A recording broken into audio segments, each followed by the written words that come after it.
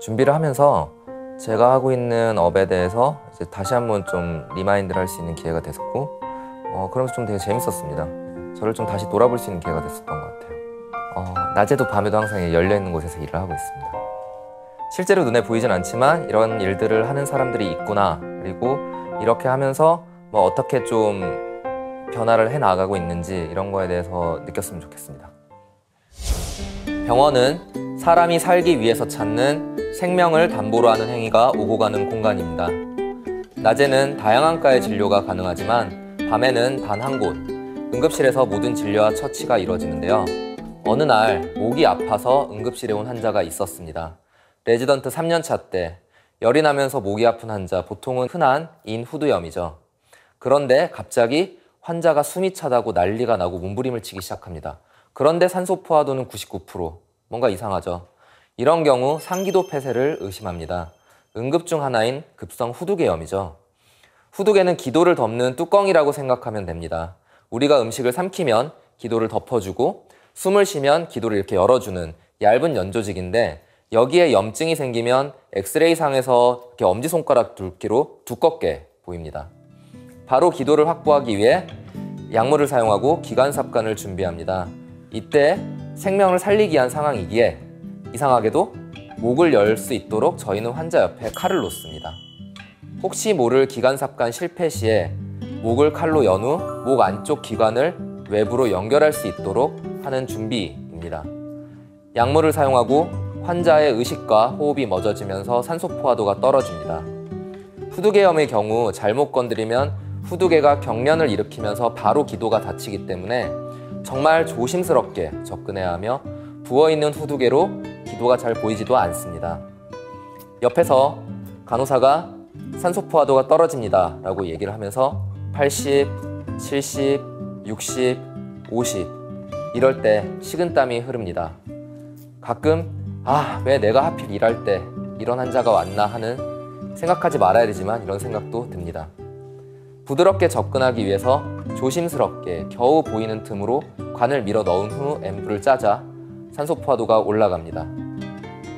응급실은 환자의 처음을 보는 것과 동시에 끝을 보게 되는 공간이고, 저는 그곳에서 8년째 근무하고 있는 응급의학과 전문의 기동훈입니다.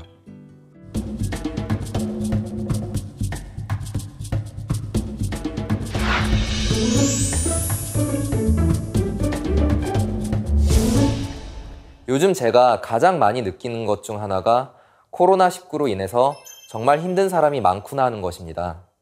제가 근무하는 여의도 성모병원은 한강과 인접해 있는데, 제가 이곳에 오고 처음 느낀 게 진짜 한강다리에서 투신자살을 하는 사람들이 정말 많구나 하는 거였습니다. 보통 한 달에 10명 정도 다리에서 뛰어내려서 위중한 상태로 응급실에 오는데요. 지난달에는 제가 근무하는 밤 5시부터 새벽 사이에 15시간 정도 되는 시간 동안 무려 4명이나 되는 환자분이 병원에 방문을 하셨습니다. 그분들 중 3분은 사망하셨고, 한 분은 생명을 잃지 않았으나 떨어질 때 물의 표면 장력에 의해서 충격을 받아 이미 척추가 심하게 손상이 되어버린 상태였습니다.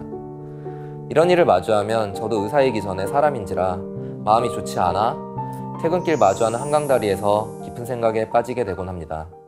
매일 마주하는 다양한 안타까운 모습들, 처음에는 떨쳐내기 힘들었습니다. 레지던트 1년차 시절 응급실에 온 지 얼마 안 된 환자가 심정지를 한 것을 보고 이제 멘탈이 나가서 제가 멍하게 서 있으니까 저의 윗년차 선생님이 저를 불러서 이런 말을 해주시더라고요. 응급실에서 착한 의사는 필요 없어. 네가 멍하니 있는 동안 다른 환자들은 또 죽을 거야. 정신 차리고 일을 하던가 아니면은 응급의학과 레지던트를 하지 마. 우리한테는 순간이, 환자한테는 영원이야. 감상에 젖지 말고 일에 집중하고 환자에 집중하라는 따끔한 충고였습니다. 그럴 법한 게, 응급실에서 응급의학과 의사는 이제 환자의 상태를 빠르게 파악하고 최선의 조치, 최적의 조치를 취해놔야 이 환자가 그 다음 스텝으로 옮겨갈 때 더 좋은 조건, 더 좋은 컨디션으로 치료를 받을 수 있습니다. 단 한 명의 환자에게 정신이 팔려있을 겨를이 없습니다. 그리고 멍하니 다른 생각에 잠겨있을 새도 없죠. 그런데 착한 의사라서가 아니라 저도 수년간 응급실에 몸을 담아도 익숙해지지 않은 슬픔이 있습니다. 바로 어린아이가 응급실에 와서 그날을 못 넘기고 세상을 떠날 때인데요. 참 이상하게도 정말 많은 눈물을 응급실에 있으면서 마주하는데, 부모가 세상을 떠나서 슬퍼서 우는 자식의 눈물과 자식이 죽어서 우는 부모의 눈물은 주파수가 좀 다른 것 같아요. 자식을 잃은 부모의 눈물은 막 가슴을 후벼 팝니다.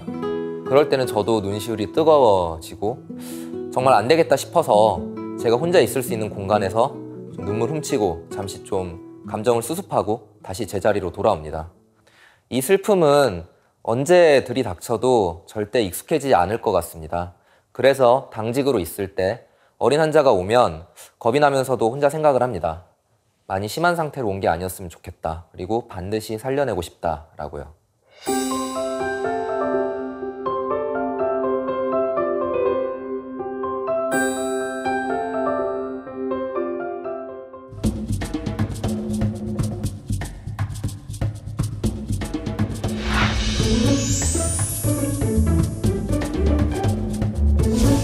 누군가는 저한테 그러더라고요. 왜 하필 응급의학과를 지원하게 되었냐고요. 저도 처음부터 응급의학과를 생각했던 것은 아닙니다. 처음에 피부과를 지원을 했었고 피부과 레지던트를 하다가 문득 든 생각이 이건 나랑 좀 맞지 않는 옷인 것 같다 라는 것이었습니다. 피부과는 질병과 아름다움을 같이 볼 수 있는 매력적인 과입니다. 하지만 저는 생사가 넘나든 장소에서 사람을 살리는데 직접적으로 기여를 할 수 있는 일을 하고 싶었습니다. 그래서 응급의학과를 지원하게 되었습니다. 가장 큰 매력은 응급실에서 나의 판단과 나의 처치로 환자가 좋아지는 것에 큰 보람을 느끼는 것입니다. 응급실을 찾은 환자들은 대부분 중증인 상태나 기억이 없는 상태라 보통 위급한 상황이 나아지면은 더 나은 치료를 위해 다른 과로 인계되게 됩니다. 그리고 나서 호전되고 퇴원을 하게 되면 나에게 고마웠던 주치의는 응급의학과가 아닌 내과나 외과 같은 과가 되곤 하죠. 슬기로운 의사생활이라는 드라마에서도 그대로 나오는데요. 처음에는 아쉬웠습니다. 드라마처럼 다른 과로 입원한 환자를 보러 간 적도 있었죠. 그런데 응급의학과 의사로서의 자존감이 세워진 뒤에는 중요한 게 그게 아니라는 사실을 알게 되었죠. 병원에는 한 환자가 무사히 일상으로 돌아가기 위해서 여러 의료진들이 보이지 않는 곳에서 일을 하고 있습니다.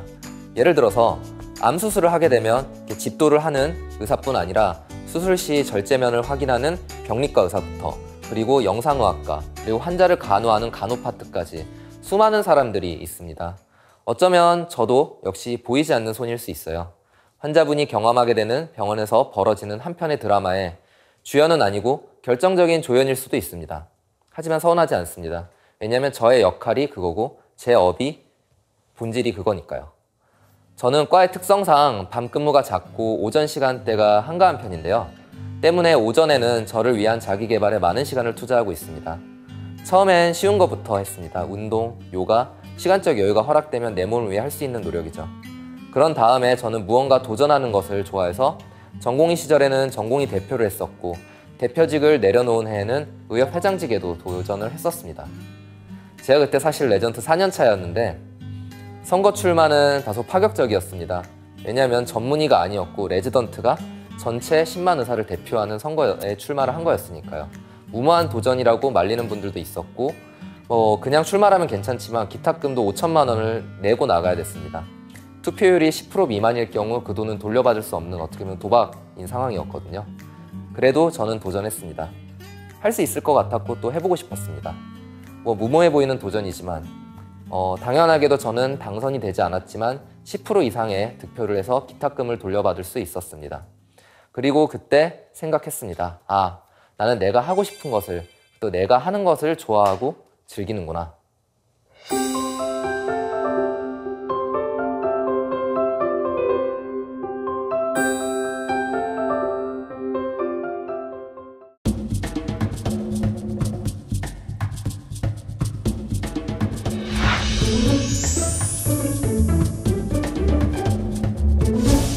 군대 대신 간 공중보건의로서 저는 첫 의사생활을 교도소에서 시작을 했었습니다.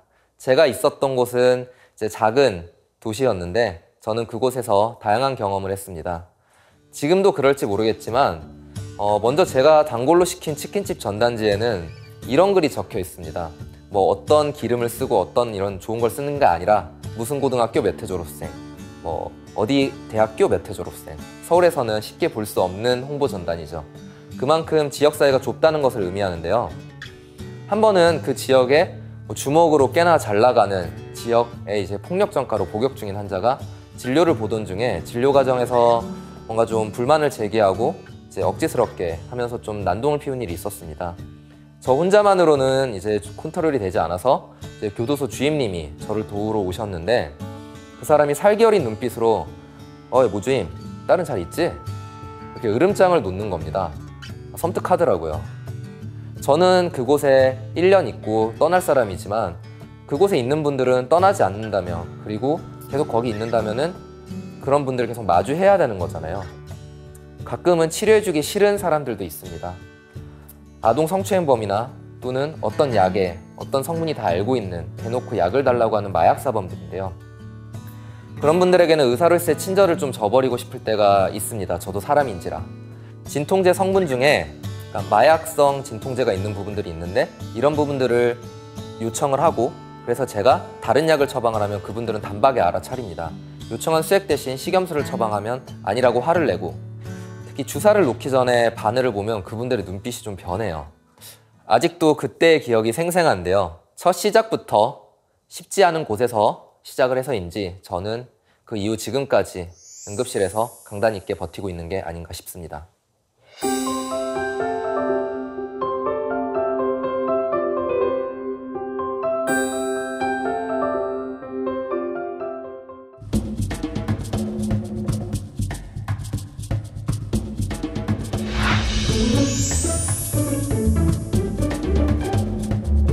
최근 큰 사랑을 받으며 종영한 슬기로운 의사생활, 의사유한 등의 드라마는 의학 드라마라는 장르에 속합니다. 저는 지난 몇 년간 몇 편의 드라마에 의학 자문, 현장 자문을 하는 이색적인 경험을 했습니다. 현장 자문을 갔을 때 재밌었던 게요. 제가 드라마를 보통 보면은 그냥 드라마를 쭉 이렇게 그냥 보게 되잖아요. 아, 그럼 이러이러한 장면을 찍었구나 하는데 실제로 현장 가서 보니까 같은 하나의 장면을 4번을 찍더라고요. 여러 각도로 찍고 그 배우들 클로즈업 다시 해서 찍고 이제 이런 음성까지 다 따는데 이렇게 한 장면을 4~5번 촬영하고 보면서 아, 실제로 이제 방송에서 이제 일을 하시는 현장 스태프분들이 정말 고생이 많으시구나 약간 이런 생각을 했었습니다. 그리고 저 역시도 현장 상황에 맞춰서 이런 배우들 그리고 그 배우들이 맡은 배역에 대해서 행위라든가 이런 처치 같은 거를 제가 시뮬레이션을 짜고 이런 동선을 만들어 줬었어야 되는데요. 그런 부분들이 저는 정말 신기했습니다. 왜냐하면 제가 시청자로서 보는 거랑 실제 현장에서 인허에 들어가서 같이 일을 하는 건 정말 많이 다르더라고요. 그래갖고 아, 이게 우리가 한 장면 한 장면을 볼 때 그냥 쉽게 보지만 이 장면 하나하나를 위해서 정말 많은 분들이 피땀을 흘리고 있구나. 어떻게 보면 이게 병원이랑도 비슷할 것 같아요. 현장에서 어떤 환자가 나오기까지 응급실을 방문을 해서 이제 퇴원까지 정말 하나의 어떻게 보면 시간이지만 그 시간 속에 정말 여러 사람들의 이제 피땀이 들어있구나, 노력이 들어있구나 이런 생각을 했었습니다. 그리고 또 저는 응급의학과 전문이라는 타이틀 외에 한 스타트업의 기업의 대표직을 맡고 있는데요. 드라마 자문이자 의사 또는 스타트업 대표직은 누가 시켜서 한 일이 아닌 제가 좋아서 하는 일입니다. 하나의 직업이 아닌 다수의 직업. 어떻게 보면 엔잡러가 저 기동훈의 또 다른 이름인데요. 보통 의사 하면은 눈코 뜰 새 없이 바쁘고 일에 찌든 삶을 생각을 하시겠죠. 저 역시 그렇지만 밤근무가 대부분인 저는 비교적 오전 시간이 한가합니다. 처음에는 저도 남들처럼 막 운동도 하고 요가도 하고 여유 시간을 보냈습니다. 하지만 무언가를 배우는 것만으로 저의 갈증이 채워지진 않더라고요. 그 다음에는 내 것을 해보고 싶었습니다. 의사에게 내 거라고 하면 병원이 개원이 될 수도 있는데 그건 퇴직 후에도 할 수 있다는 생각에 저는 개원이 아닌 개업, 스타트업 창업을 했습니다. 해외에서는 최선의 치료를 위해 환자 정보를 의료진들이 공유할 때 카카오톡과 같은 일반 범용 메신저보다 좀 더 보안성이 높고 의료진들만 사용하는 메신저를 사용하도록 되어 있습니다. 하지만 국내에는 그런 툴이 없다 보니 카카오톡과 같은 일반 메신저를 사용하여 의사들끼리 환자 정보를 공유합니다. 저는 현장에서 사용할 수 있는 의료진만 사용하는 안전한 메신저를 기반으로 병원 지원 정보라던가 구인구지, 커뮤니티를 결합한 서비스를 만들어보자. 그래서 메디스태프란 회사를 창업하고 현재 총 직원 8명의 스타트업 기업으로 13억 정도 투자를 받았습니다. 스타트업을 창업을 하면서 정말 힘들었던 거는 직원들의 월급을 밀리지 않게 줘야 되는 거였습니다. 제가 투자를 받고 이제 그걸 통해서 이제 서비스를 키워나가고, 그리고 저희 직원들의 월급을 줘야 되고, 어떻게 보면은 저는 지금까지 제가 월급을 받는 사람이었었는데 제가 월급을 주는 사람이 되다 보니까 보이는 시선이 정말 다르더라고요. 특히 월급날, 어떻게 보면은 제가 월급을 지급을 못하면 저랑 같이 일하는 친구들은 가정에서 이제 어떻게 보면 생계를 책임지고 있는 사람들이다 보니까 그 전체에 있는 가정의 생계까지 위협이 될 수 있습니다. 스타트업이 투자를 제대로 받지 못하면 어떻게 보면 회사 문을 닫아야 될 수도 있고, 저도 스타트업을 운영을 하면서 정말 회사 문을 닫아야 되나 이런 생각을 했었던 적이 정말 여러 번 있었습니다. 물론 이런 지원이라던가 최근 디지털 헬스케어라는 단어가 불과 한 2년 전에는 별로 포커스를 받지 못했습니다. 근데 최근에 이제 디지털 헬스케어라는 단어가 많이 들리기도 하고 언론에도 노출이 되고 하면서 관심이 많이 가져지고 산업 분야에 있어서도 뭔가 이게 비즈니스화가 되는 과정에 있다 보니까 이제는 좀 어려움이 해소가 됐었는데 초기에 정말 월급날만 다가오면은 가슴이 답답하고 이랬었던 시간도 있었습니다. 지금은 다행히 투자를 잘 받고 서비스가 확장을 해 나가고, 그러면서 현재 의사들 15,000명이 사용하는 앱이 됐습니다. 전체 의사들이 8만 후반 정도가 액티브하게 활동을 하고 있고, 20대에서 40대 의사들이 55,000명이라고 봤을 때 저희가 15,000명이라 되는 유저, 그리고 하루 데일리 액티브 유저가 2,000명, 그리고 이제 MAU라고 부르는 한 달 액티브 유저 같은 경우 저희가 7,000명까지 되면서 저희 앱을 정말 많이 사용을 해주시고 계시고, 주변의 친구들이 이거 써보니까 좋더라 이런 얘기를 들을 때마다 지금 많은 보람을 느끼고 있습니다. 제가 JDN, 주니어 닥터 네트워크라는 세계 의사의 산하 젊은 의사들 모임에서 다른 나라 젊은 의사들을 만났을 때 놀랐던 거는 환자 진료 같은 이런 임상 의사뿐 아니라 바이오라든가 디지털 헬스케어라든가 이런 여러 산업 분야에 창업하고 일하는 의사들이 많았기 때문입니다.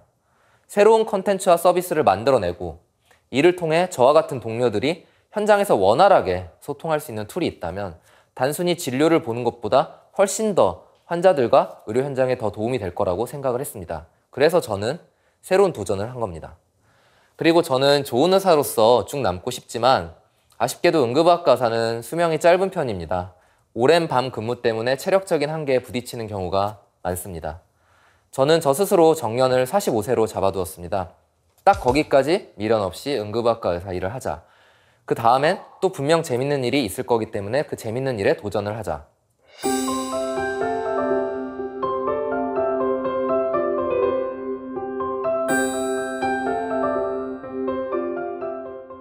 다양한 인생을 경험해 보았다고 자신하지만 제가 아직 해보지 않은 일이 있습니다.